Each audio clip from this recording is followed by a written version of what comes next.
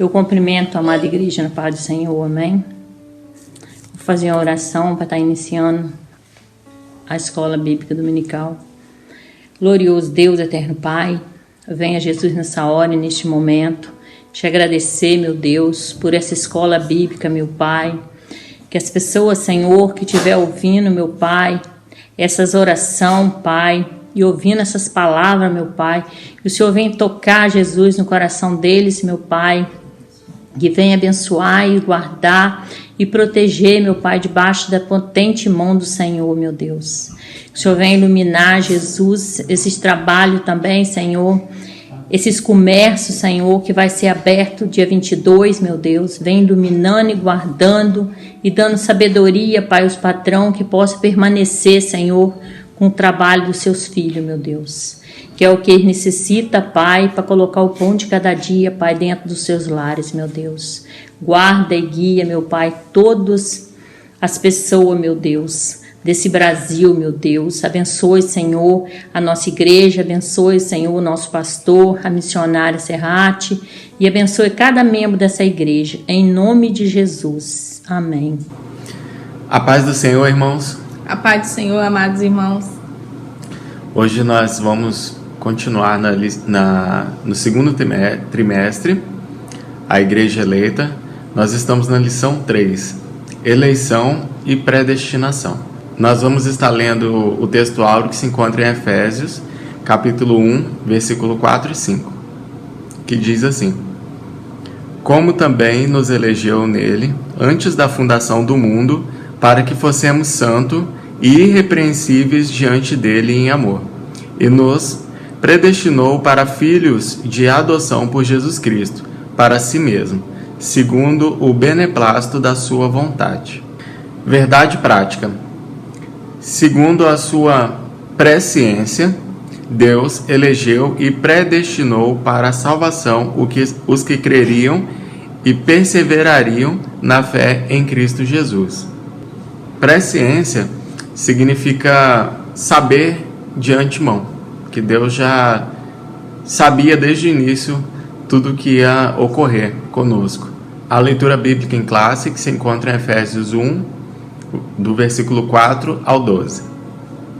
Como também nos elegeu nele antes da fundação do mundo, para sermos santos e irrepreensíveis diante dele em amor, e nos predestinou para filhos de adoção por Jesus Cristo, para si mesmo segundo o beneplácito de sua vontade, para louvor e glória da sua graça, pela qual nos fez agradável a si no amado, e que temos a redenção pelo seu sangue, a remissão das ofensas, segundo as riquezas da sua graça, que ele tornou abundantemente para conosco em toda sabedoria e prudência, descobrindo-nos o mistério da sua vontade segundo o seu beneplácito que propusera em si mesmo.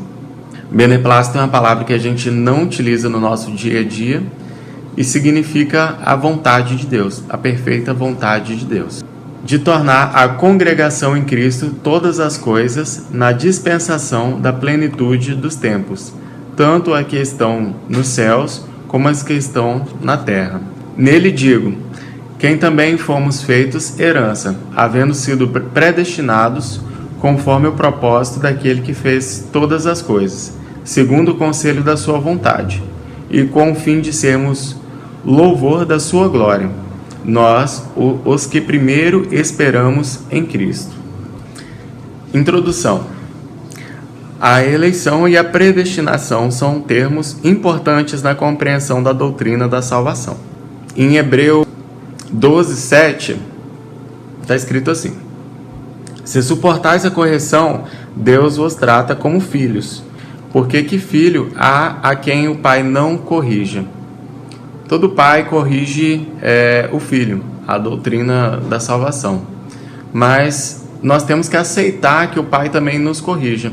É importante aceitar que o pai nos corrija durante o tempo, que Deus nos corrija durante a nossa caminhada de cristão, para que a gente possa andar debaixo da mão dele. Assim como o nosso pai, quando éramos crianças, nos corrigia para que possamos andar de forma reta, de forma contínua. Esses vocábulos ligados entre si elucidam o plano divino de salvar os pecadores. Nessa lição, abordaremos os conceitos bíblicos e a interpretação pentecostal referente à eleição e à predestinação.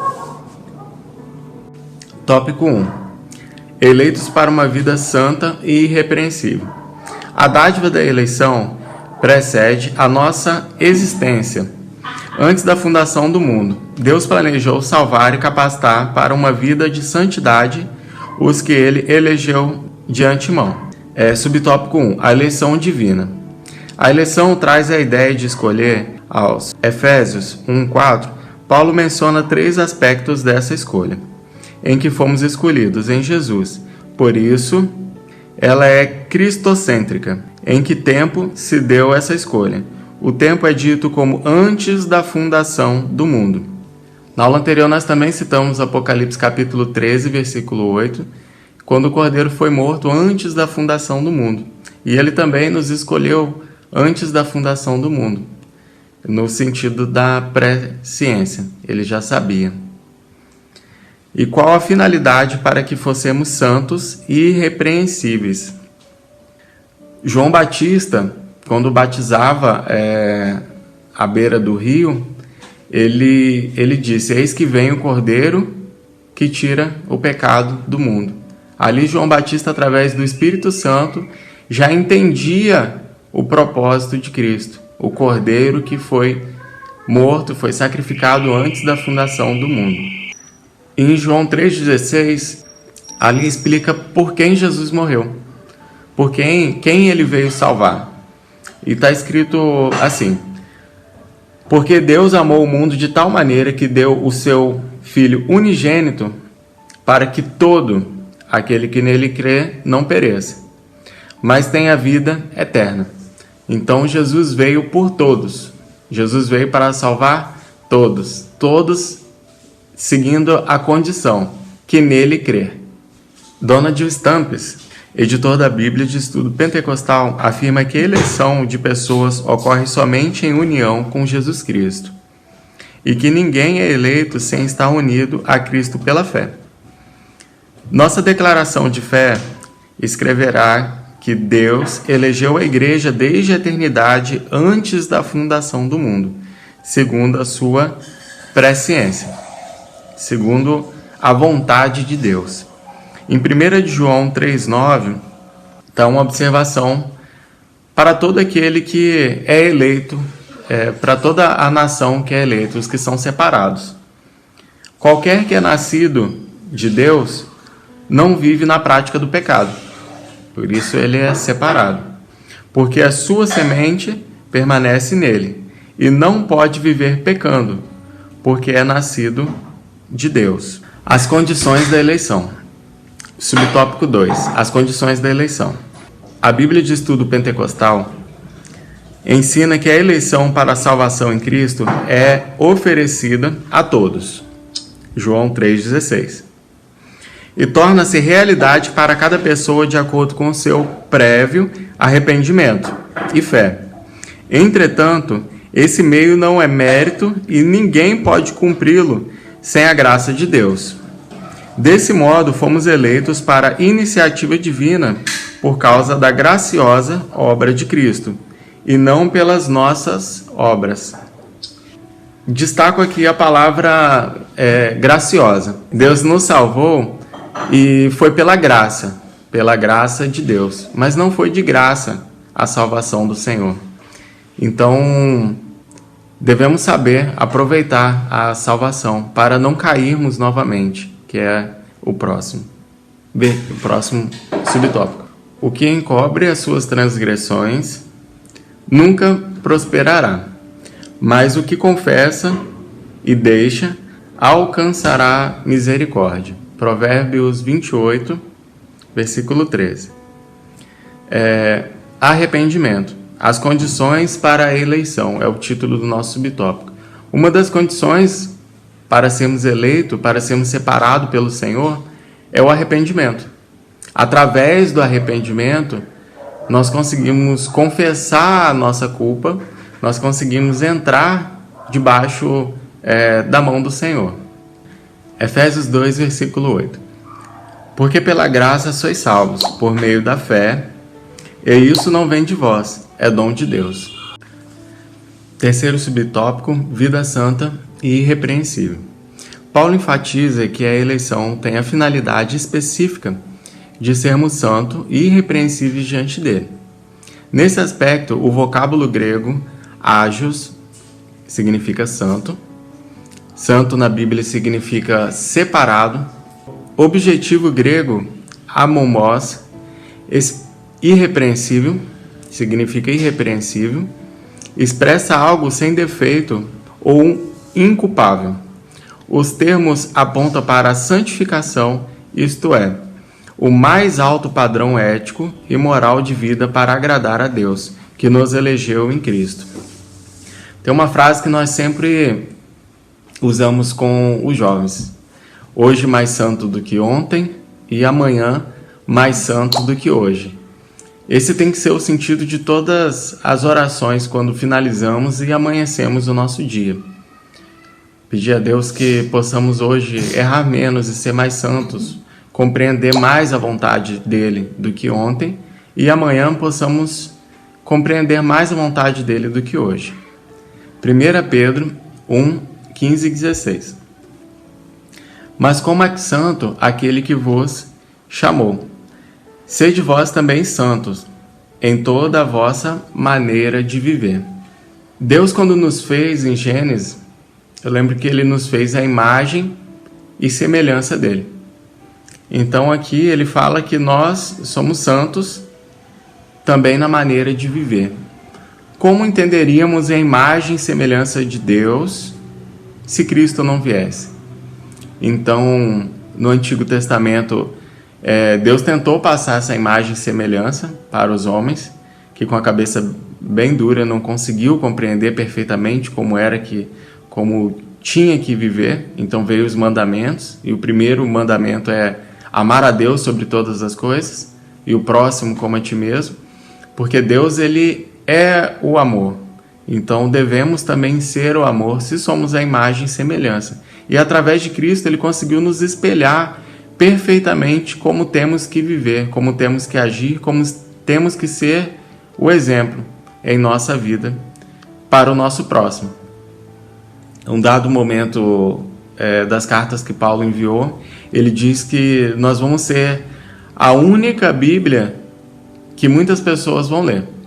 Nós vamos ser a única palavra, o único texto do Senhor que algumas pessoas vão ler. Mas como isso? Como as pessoas vão ler a gente? Eles vão ler as nossas atitudes. Eles vão aprender como as crianças aprendem através das nossas atitudes diante das situações complicadas. E as pessoas que estão fora da vontade de Deus, eles ficam observando os cristãos. Qual vai ser a atitude dele diante dessa situação? Eu tenho um amigo que eu trabalho com ele, que ele me disse o seguinte: o pai dele estava martelando, trabalhando na empresa, e ele martelando, foi lá e martelou o polegar. Várias pessoas pararam ao redor para observar o que ele ia falar, porque muita gente xinga nessa hora para aliviar. E ele foi lá e falou assim: "Oh, Deus bom, graças a Deus". E as pessoas, elas ficam paradas, elas pararam para verificar qual seria a reação dele diante de algo que dói, martelar o dedo, né? É uma coisa simples, mas as pessoas estão nos observando. E ali as pessoas aprenderam através do testemunho dele, através da leitura da Bíblia, que é ele, que temos que dar graças a Deus em todas as situações. Em Efésios 4, versículo 11 e 12, entendemos um pouco sobre o título, a vida santa e irrepreensível, que é o título do terceiro subtópico. Efésios 4, 11. E ele mesmo deu uns para apóstolos, e outros para profetas, e outros para evangelistas, e outros para pastores e doutores. O Senhor fez a cada um com um dom diferente. Então temos que entender isso dentro da igreja, porque muitas pessoas têm um dom de louvar e orar, e outras têm um dom da palavra. e de solução e de doutrina e de manutenção da igreja, cada um tem um dom diferente. Tem alguns que o dom dele é estar na portaria da igreja, que é uma tarefa muito simples e as pessoas olham com pouco prestígio. Mas é ali na portaria da igreja que é o primeiro contato com todos que nos visitam. Então aquela simpatia, aquele primeiro aperto de mão, com aquela paz do Senhor bem feita, que vai trazer aquela pessoa de volta. Aquele primeiro impacto de simpatia que vai ficar na mente da pessoa. Nós, como fui bem recebido na Voz Missionária, Atos 1:8, nós, como fui bem recebido em outras igrejas através do mundo. E no versículo 12, querendo o aperfeiçoamento dos santos, para que a obra do ministério para a edificação do corpo de Cristo. Aperfeiçoamento dos santos. Se os santos fossem totalmente santos, não precisariam de aperfeiçoamento. Mas aqui nós lemos que existe o aperfeiçoamento do santo para a obra e o ministério da edificação da Igreja de Cristo. Como funciona isso? Todos os dias temos que ler e buscar a Deus. Aqui é uma indicação de Paulo, é uma carta à igreja de Éfeso. Então, Paulo estava indicando ali, olha, vocês têm que ser santos, vocês têm que procurar se santificar diariamente, vocês têm que procurar a melhor versão de vocês todos os dias, vocês têm que procurar hoje ser mais santo do que ontem, e amanhã se tornar ainda mais santo, através da oração, através da leitura e através do jejum dentro da igreja. Quarto subtópico, a nova vida dos eleitos. O tema é apresentado com exortação contra a velha conduta, tais como mentira, furto, palavras torpes, amargura, ira e cólera, e ainda severas advertências contra a fornicação, impureza, avareza e embriaguez. A finalidade é apresentar a Deus uma igreja gloriosa, sem mácula, sem ruga, mas santa e irrepreensível. No subtópico anterior, nós falamos sobre a criação divina. Deus nos criou à imagem e semelhança. E nós, a partir de que Deus nos separou, a nossa nova vida, que se dá através do batismo, todo aquele que crê e for batizado, será salvo. Mas como vamos nos tornar filho de Deus se continuarmos nos velhos erros, se continuarmos nos velhos problemas? Em 2 Coríntios 5, assim que se alguém está em Cristo, nova criatura é. As coisas velhas já passaram, e eis que tudo se fez novo. Novos costumes, nova vida, nova forma de falar, nova forma de andar. O nosso pastor, o pastor Mário, ele costuma falar que ser cristão não é uma opção de vida, é um estilo de vida, é uma forma de viver. Então você não se torna cristão somente por dentro, somente em espírito, mas como um todo, na sua forma de andar, na sua forma de conversar, nas suas amizades, nas suas atitudes, até na forma de se vestir. Então o cristão, ele é um todo, ele é a imagem e semelhança de Jesus Cristo. Não abstendo somente, o Espírito Santo capacita o crente para esse novo estilo de vida. Trata-se, portanto, de um processo contínuo de santificação. Nós falamos agora mesmo sobre a santificação diária. Processo contínuo de santificação, até a glória final no dia de Cristo. Em João 2, de 1 a 11, João ali vai narrar um milagre, o primeiro milagre que Jesus fez, o primeiro milagre que foi testificado em Caná da Galileia. E Jesus fez a transformação. Será que foi por acaso que o primeiro milagre foi a transformação? Não. Assim que estamos eleitos, assim que somos nova criatura, ali deixamos tudo que há no passado e é necessário haver a nova transformação. A transformação do marido dentro do lar, a transformação da esposa dentro do lar, A transformação do colega de trabalho. As pessoas reparam isso. Quando você se torna cristão, as suas atitudes mudam. A transformação é dentro da sua família, não só como cristão. O cristão, ele vai na igreja e ali ele se mostra, ali todos têm aparência de santo. Mas fora da igreja é que conhecemos o verdadeiro cristão. O nosso pastor, ele costuma falar que o cristão a gente conhece pelos frutos. E os frutos se veem fora da igreja. Então, pelos frutos você conhece o cristão. O primeiro milagre de Cristo foi transformar a água, aquela simples água, em algo saboroso. Transformar a água em vinho. Transformar a vida daquela pequena criatura num filho de Deus. Numa vida glorificada, numa vida santa. Finalizando João 1,12. Mas a todos quanto receberam, deu-lhe o poder de serem feitos filhos de Deus, aos que creem no seu nome. Há uma condição para sermos eleitos filhos de Deus: crer no nome do Senhor, andar debaixo da vontade do Senhor, querer não somente a bênção, como muitas pessoas estão buscando as igrejas pelas profecias, pelas bênçãos, pela cura, mas o abençoador, o dono da bênção, o Pai, aquela pessoa que você tem que ter um contato, a intimidade, é ali que você sente o amor e através do amor você preenche a sua vida. Ali aquela vida vazia, aquela vida de procura de algo melhor, vai ficar sanada, vai ficar satisfeita com o Senhor, preenchendo. E quem foi dado o direito de ser chamado filho de Deus? Todos.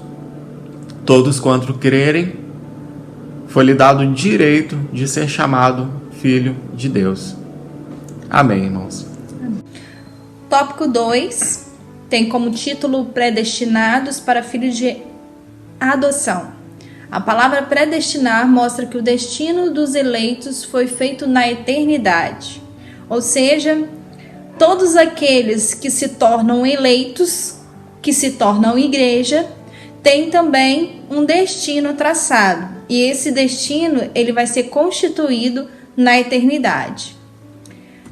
Primeiro subtópico diz a predestinação. O termo grego proorizo, traduzido como predestinar, é formado pelo vocábulo orizó, que significa determinar, e pela preposição pro, que indica algo feito antes, ou seja, predestinar significa literalmente determinar antes. A Bíblia de Estudo Pentecostal esclarece que a predestinação se aplica aos propósitos de Deus inclusos na eleição, que a eleição é a escolha feita por Deus em Cristo de um povo para si mesmo e que tem a predestinação abrange o que acontecerá ao povo escolhido por Deus. Por conseguinte, nossa declaração de fé ensina que a predestinação do salvo é precedida pelo conhecimento prévio de Deus daqueles que, diante do chamamento do Evangelho, recebem a Cristo como seu Salvador pessoal e preservarão até o fim. Logo, foi vontade de Deus reconciliar os pecadores e torná-los seus filhos. Então, como Deus também já tinha antes da criação pré-definido Jesus como nosso resgate da sua comunhão com Ele, Ele também já tem decidido qual vai ser os destinos daqueles que aceitarem o chamado, aceitarem o Evangelho. E essa sempre foi a vontade de Deus para todos os homens e todas as mulheres, desde o início. Utilizando a palavra beneplácito, que a gente vem vendo nesse estudo dessa lição, é o propósito perfeito da vontade de Deus. Amém? No segundo subtópico, do tópico 2, diz: os filhos por adoção. Somos nós.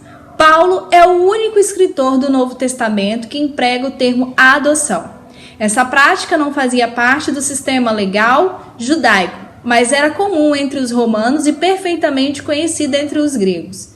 Assim, o apóstolo enfatiza que foi agradável a Deus inserir no plano da salvação a adoção dos eleitos como filhos, segundo o beneplácito da sua vontade, propósito perfeito da vontade de Deus. Ele ainda assinala que o amor foi o que moveu ao Pai a nos adotar. Se no outro tempo éramos estranhos inimigos de Deus, agora estamos reconciliados com Ele em Cristo e somos seus filhos. Essa posição nos é imerecida, contudo, aprove ao Pai fazê-lo assim. Irmãos, Paulo, ao escrever e usar esse termo de adoção, ele já tinha entendido que Deus, por nos amar tanto, tanto como Ele ama, Ele decidiu inserir no plano de salvação o reconhecimento de nós como seus filhos. Passamos a ser adotados por Deus no momento em que arrependemos, no momento em que aceitamos o Evangelho e cremos nele, aceitamos ele como o único Senhor e Salvador. Então, ele, com isso, nos adota como filho. E Paulo já tinha entendido isso, por isso que ele usa o termo de adoção, né, em Romanos 8:15, 23, né, ele usa esse termo no Novo Testamento. Bom, quando Deus deu o seu único filho para que todos pudessem ter direito à salvação, ele comprovou o amor que ele tem por nós. Eu não sei se vocês já se perguntaram ou se tentaram imaginar o quão grande é esse amor de Deus por nós. Mas vamos tentar entender que a gente não consegue saber o dimensionamento disso. Ele amou tanto que deu seu único filho. Ele amou o mundo, ele amou todos. A vontade dele é que todos sejam salvos. Então, esse amor fez com que ele enviasse uma vida para que desta vida se resgatasse várias vidas. Então, quando a gente pensa no amor de Deus, a gente pode se colocar no lugar. Se fôssemos para dar o nosso único filho, a gente não tem filho ainda, irmãos, mas pense aqueles que têm filhos ou alguém que ama muito e que você teria que conceder por alguma pessoa que você vê que não tem valor nenhum perante a palavra de Deus, né? Uma pessoa que rouba, uma pessoa que já assassinou alguém, e aí Deus vira e fala assim: para o resgate daquela alma ali, eu preciso do seu filho. E a gente começa a entender o quanto Deus nos ama, porque nós éramos pecadores antes da vinda de Jesus. Então, ele concedeu o seu único filho sem a gente merecer, né? Ou seja, essa posição nos é imerecida de sermos filhos adotados. Éramos imerecidos por quê? Porque éramos totalmente pecadores. Com a vinda de Jesus, a gente passou a ter a oportunidade da justificação, do arrependimento e de ter novamente a comunhão com Deus. Então, que a gente possa entender que o amor de Deus é muito maior daquilo que a gente pode imaginar. Amém? Terceiro subtópico e último tópico do tópico 2 diz: os privilégios da adoção. Deus criou o ser humano para estar em comunhão com Ele, mas o pecado rompeu essa dádiva. Entretanto, em Cristo, o Pai reconciliou-se com os homens, adotando os escolhidos. Nesse sentido, o apóstolo Paulo usa uma analogia da adoção da sociedade romana, em que o filho adotado recebia o direito ao nome e aos bens de quem adotava. Igualmente, a filiação divina. Deus predestinou as bênçãos de um novo nome, de uma nova imagem, a imagem de Cristo aos eleitos. Então Deus concede a redenção e a remissão dos pecados e restabelece a comunhão com o pecador, dando-lhe o direito de chamar Abba, Pai. Isto é, o direito de ter intimidade com o Pai. Isso significa que passamos a ser herdeiro de Deus e co-herdeiro de Cristo, das promessas de Abraão e da vida eterna. Tendo sido aceitos por Deus, fomos transformados em filhos para seu louvor e glória. Irmãos, após essa leitura, eu pergunto: existe privilégio em ser filho de Deus? Vamos entender isso. Lembrando que Jesus ele teve 12 discípulos. Jesus ele teve 12 discípulos. Desses 12, apenas 3 viram coisas que nenhum dos demais viram. Foram Pedro, Tiago e João. E desses 3, apenas um teve a oportunidade de ter a visão do fim. Por quê? Porque quanto mais nos relacionarmos e tivermos uma comunhão mais próxima de Deus, maior vai ser a intimidade que vamos ter com Ele. E mais coisa Ele vai demonstrar para nós. Compartilho aqui algumas referências bíblicas que estão em Jeremias 33:3, que diz: clama a mim, responder-te-ei e anunciar-te-ei coisas grandes e firmes que não sabes. Lembro da irmã Serrate quando eu leio essa passagem, né? Porque quando a gente se torna filho de Deus e a gente clama a Ele, a gente tem intimidade com Ele, Ele nos responde. Além de nos responder, Ele ainda anuncia coisas grandes e firmes que a gente não sabe. Então, existe sim recompensa para aqueles que têm o privilégio de ser chamados filhos de Deus. Também tem uma outra referência que está em Hebreus 11:6, que diz: de fato, sem fé é impossível agradar a Deus. Portanto, é necessário que aquele que se aproxima de Deus creia que nele existe e que se torna galardoador dos que o buscam. Que entendam que para tudo tem um propósito. Aqueles que creem, aqueles que reconhecem que eles reconhecem como filhos adotivos, que passam a ser titulados como filhos adotivos, eles não podem ter dúvida do que tudo que acontece na sua vida tem um propósito. Nós não entendemos agora porque nós nós não temos atributos como Deus. Deus é o único onisciente, né? O planejamento da salvação, tudo isso ele já sabe como vai funcionar. E ele tem a única vontade que todos sejam salvos. Mas ele, como é onisciente, ele sabe o que aquilo que está acontecendo com você vai levar a alguma coisa, vai levar a alguém a uma salvação, vai levar a um exemplo de vida. Então ele sabe do propósito. Por isso que a gente não entende, porque a gente não é onisciente. Então a gente não vai entender. Agora ele já sabe. Então a gente tem que o quê? Confiar, porque ele sempre vai querer recompensar aqueles que o amam. Ele é galardoador daqueles que o amam. Amém? Entrando no terceiro tópico, que tem como título a sublimidade do propósito divino da predestinação,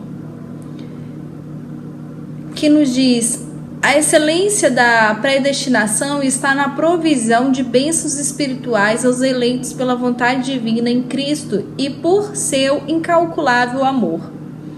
Nós vimos que uma dos maiores mandamentos é o amor. Em um vídeo passado, eu comentei sobre três virtudes do cristão vindo pelo Espírito Santo, que é a fé, a esperança e o amor. Só que o maior dele é o amor, que está em Coríntios 13. entrando no terceiro tópico, que tem como título a sublimidade do propósito divino da predestinação, que nos diz: a excelência da predestinação está na provisão de bênçãos espirituais aos eleitos pela vontade divina em Cristo e por seu incalculável amor. Nós vimos que uma dos maiores mandamentos é o amor. Em um vídeo passado, eu comentei sobre três virtudes do cristão vindo pelo Espírito Santo, que é a fé, a esperança e o amor. Só que o maior dele é o amor, que está em Coríntios 13. Quando a gente se refere que o amor é o mais importante, é porque é impossível a gente ter fé e acreditar em algo, por exemplo, que a gente não viu, se a gente não tiver o amor e acreditar fielmente nisso. E a esperança, a gente não tem como a gente passar pelas dificuldades com a esperança de que para tudo se tem um propósito, sem antes termos o amor. E este amor, ele tem que estar tanto entre nós e o nosso Pai, porque Ele nos adotou, mesmo não tendo merecido, mas Ele nos adotou. Ele fez um plano para nós, para poder nos dar a oportunidade da salvação. Então, Ele deu o seu único filho também para poder termos essa oportunidade. Então, nós temos que reconhecer o amor maior pelo Pai. E depois também pelos nossos irmãos. Porque uma família onde eu amo meu pai e não amo meus irmãos, é uma família destituída, destruída, extinta. Então eu preciso ter o amor pelo pai e o amor pelos meus irmãos. Assim eu vou conseguir ter fé e esperança. E a fé verdadeira, ela traz obras maravilhosas. Ela traz realmente obras que vão abençoar. Deus, na sua infinita vontade, Ele deixou a oportunidade de salvação para todos. Só que na predestinação e salvação, nós temos que entender a seguinte situação. A vontade de Deus é que todos os eleitos, aqueles que aceitaram o Evangelho, que se arrependeram, se tornaram novas criaturas, estão vivendo e buscando a santidade, eles são reconhecidos como filho adotado, e essas pessoas, elas têm que levar o legado de Deus, que é a missão, levar o evangélico a todos e aonde for. Porque é a vontade do nosso Pai que todos tenham oportunidade da salvação. Então, nós não podemos negligenciar isso. Nós precisamos ir aonde nós formos, falar com todos sobre o amor de Deus e sobre o Evangelho. Cabe o Espírito Santo convencer? Sim, cabe o Espírito Santo convencer. Só que o coração da pessoa tem que estar aberto para poder o Espírito Santo conseguir convencê-lo. E aqueles aceitar o evangélico, aquele que realmente se arrepender de forma verdadeira, ele também vai se tornar um povo eleito. Ele também vai se juntar à igreja. E aí a gente lembra da aula passada, onde a gente fala que antes de Jesus, o povo judeu era separado do povo, e quando vem Jesus, esse povo se torna um povo só, que é a igreja. Por quê? Porque todos nós somos chamados a ser eleitos. Só que nós precisamos aceitar, crer, ter Jesus como o nosso único Senhor e Salvador, escolher o caminho certo.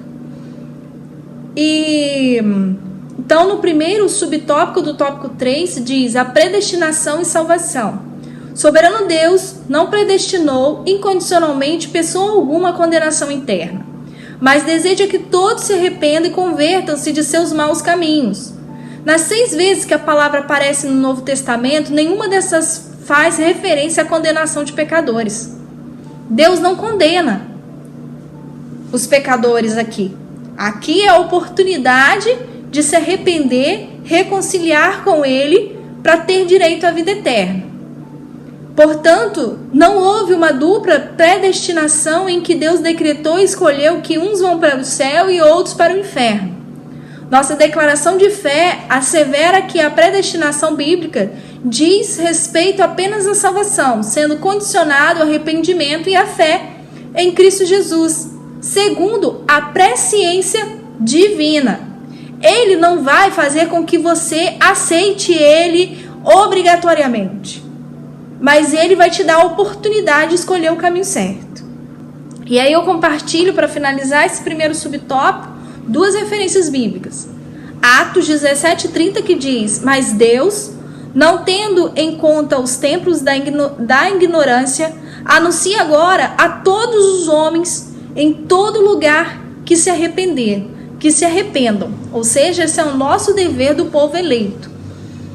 E Josué 24:15, que diz: porém, se vos parece mal servir ao Senhor, escolhei hoje a quem servais, se os deuses a quem sirvam vossos pais, que estavam da além do Eufrates, ou aos deuses dos amorreus, em cuja terra habitais. Irmãos, escolher, nós temos a opção de escolher. Nós sempre vamos escolher algo. A nossa vida, o dia todo a gente faz escolha. O tempo todo a gente está fazendo escolha. Só que todas as nossas escolhas, elas têm consequências a qual a gente não tem o livre-arbítrio para escolher as nossas consequências. Nós temos o livre-arbítrio para escolher, fazer as nossas devidas escolhas, mas as consequências não cabem a nós. Eu e minha casa serviremos ao Senhor. Essa foi a decisão de Josué. E todos que tomarem a decisão como Josué, também vai ser classificado como povo eleito e vai ter a predestinação do Senhor, que é o projeto de salvação até a vida eterna, que a predestinação, nosso destino, o nosso maior galardão é a vida eterna. É o que Deus tem preparado para a gente. O segundo subtópico do terceiro tópico traz a predestinação e o amor. Antes de Deus criar qualquer coisa, o seu plano de redimir a humanidade e de definir o destino dos crentes estava estabelecido. Por conseguinte, a Bíblia mostra que a redenção divina não foi uma medida de emergência. Ao contrário, era o plano imutável do amor de Deus desde sempre. Aqui consiste a sublimidade dos propósitos eternos em promover a salvação, o amor de Deus. Foi por amor que ele nos elegeu e nos predestinou em Cristo. Isso implica dizer que a salvação, como favor imerecido, provém do amor de Deus. Não obstante, os que se achegam a Cristo não são coagidos, mas atraídos a eles. Como nós dissemos no segundo subtópico, todos temos o poder de escolha, mas não temos o poder das consequências.